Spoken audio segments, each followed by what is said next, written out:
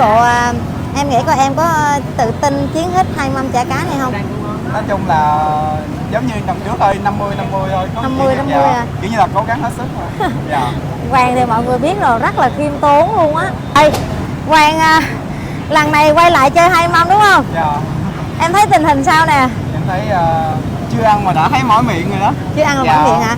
Thì trước khi Hoàng qua chơi thì Hoàng có chuẩn bị cái gì không? Nhịn ăn hay là như thế nào không? Em có ăn cữ sáng với ăn dặm khi đi thi. Buổi chiều có ăn dặm miếng. À, có ăn dặm là không Dạ. có nhịn đói đó. Dạ. Rồi. Em sợ cảm giác ăn mà ăn giữa chừng nó bị đau bao tử á, nên em dặn miếng. Là bình thường em có đau bao tử hả? Dạ không, ý là em sợ thôi. Dạ. Lần trước ăn 1 mâm mà hết 19 phút, 20 phút gì đấy. Thì hôm nay là bạn quay lại chơi 2 mâm. Thì 2 mâm bên bến giải thưởng là 30 triệu. Mời cả nhà mà. Rồi, bắt đầu.